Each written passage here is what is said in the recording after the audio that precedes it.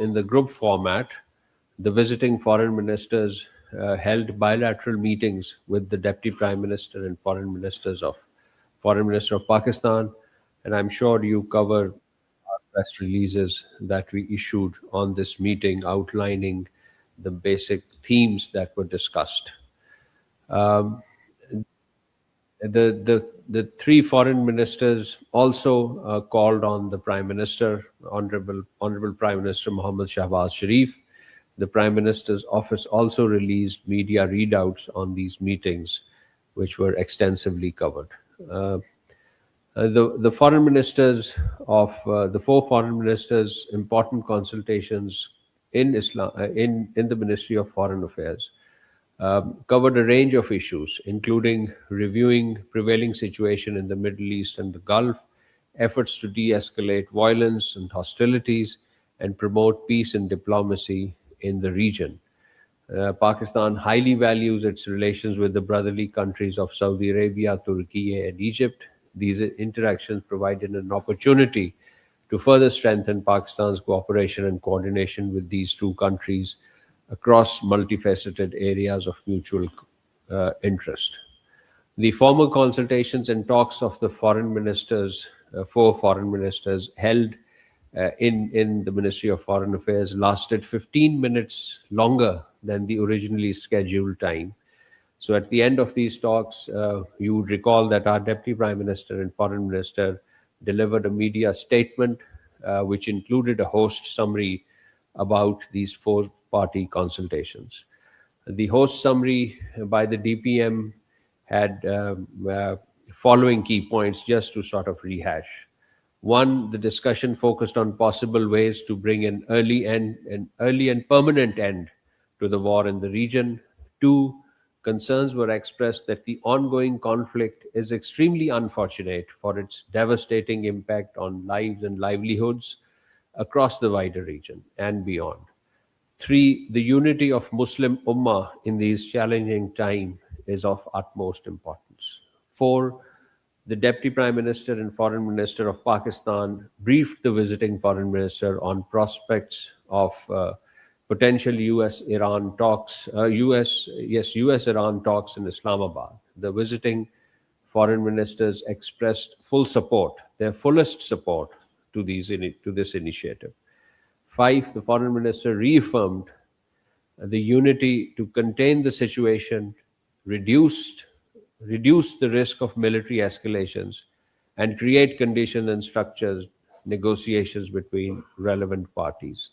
Six, the foreign ministers advocated dialogue diplomacy as the only viable pathway to prevent conflicts and promote harmony. They called for upholding the United Nations Charter, the principles of the Charter, particularly respect for sovereignty and territorial integrity. And finally, the foreign ministers also discussed ways and means to further strengthen mutual cooperation among the four brotherly countries.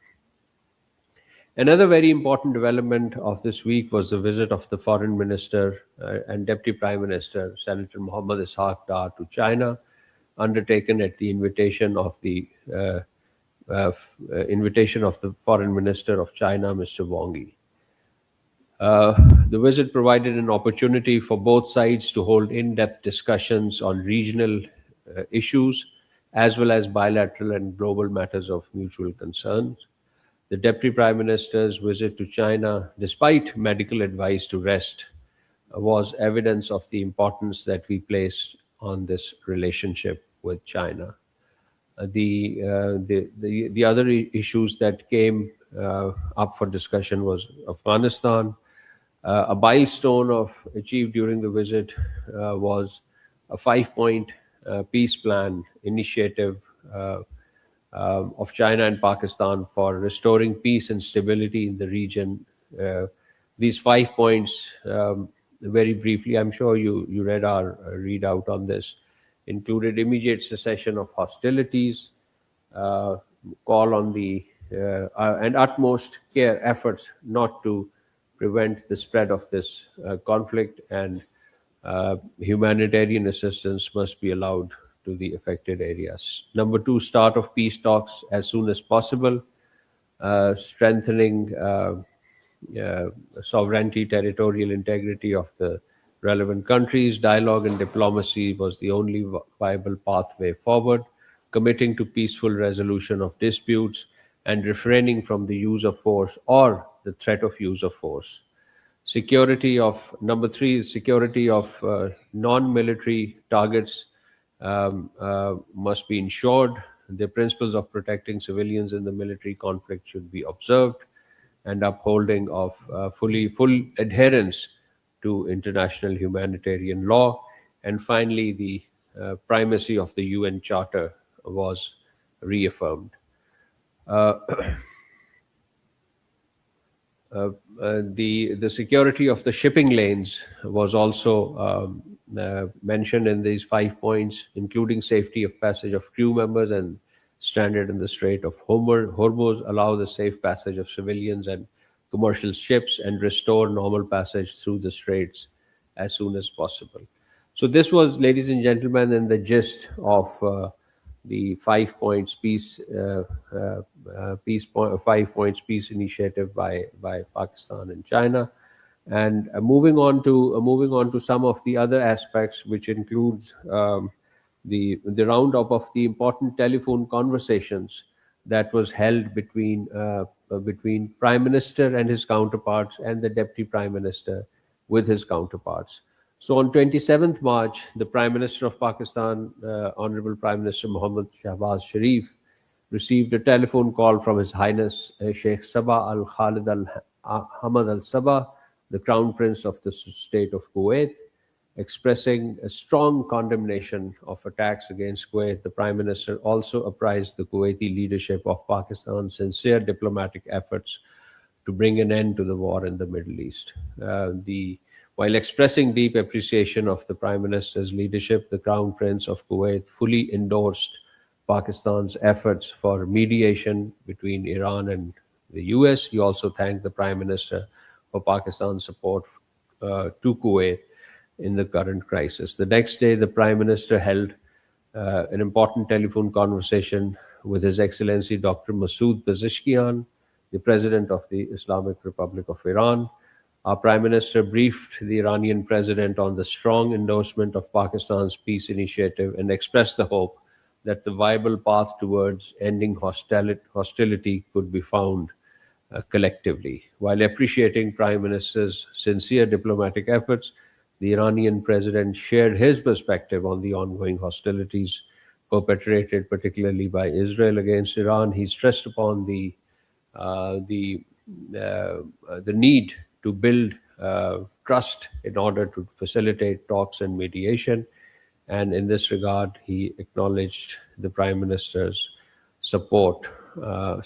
Pakistan's supportive role for peace. On 31st March, the Prime Minister received a telephone call from His Excellency Antonio Costa, the President of the European Council. The two sides exchanged views on ongoing hostilities in the Middle East. They also discussed strengthening Pakistan-EU relations, including the importance of GSP Plus and upcoming Pakistan-EU Business Forum in Islamabad, scheduled end of this month. The Deputy Prime Minister and Foreign Minister, Senator Muhammad Ishaq Dar, also held important telephone calls during this week. Very briefly, let me list those. On 27th March, he held the telephone conversation with the Foreign Minister of China and the member of the Political Bureau of the CPC Central Committee, Mr. Wang Yi. The two leaders exchanged views on the evolving regional situation. The Chinese side expressed their deep appreciation for Pakistan's constructive role in promoting de-escalation, and conveyed China's support in this regard. Both leaders reaffirmed that Pakistan and China are strategic cooperative partners bound by mutual trust. They agreed to continue working closely to promote peace and stability in the region and beyond. And 3 to 4 days later to this telephone call, the visit of the Deputy Prime Minister to China took place. The second important telephone conversation was the DPM held on the same day with the Foreign Minister of Egypt, Dr. Badr Abdul Ateh. He also spoke on the same day with the Foreign Minister of Turkey, and he also spoke with the Foreign Minister of Turkey on 27th March and then on 31st March. On 28th March, the DPM held a telephone conversation with the UN Secretary General, Mr. Antonio Guterres. They exchanged views on the evolving situation in West Asia and its implication for international peace and security. The DPM underscored that United Nations remains indispensable to conflict prevention and resolution, and reaffirmed Pakistan's unwavering commitment to diplomacy and dialogue as the only viable pathway towards sustainable peace.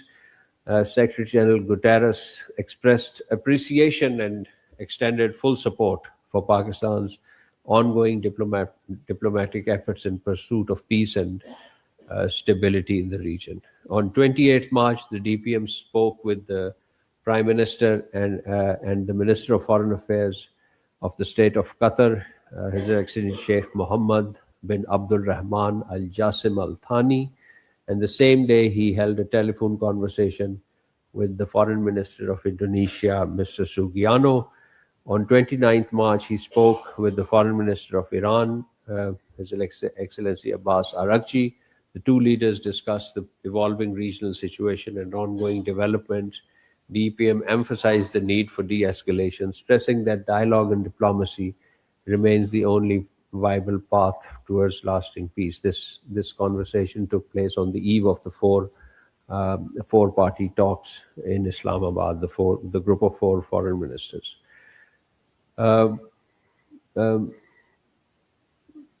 Ladies and gentlemen, through this week, you must have seen an important post by our Deputy Prime Minister allowing that the government of Iran has allowed 20 more ships under Pakistan flag to pass through the Strait of Hormuz.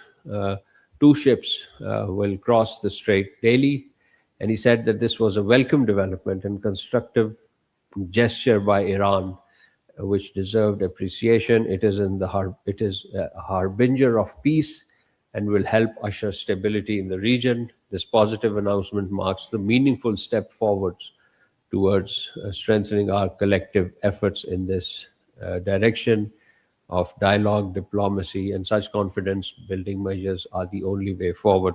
And you must have observed the subsequent appreciation of this gesture and this initiative.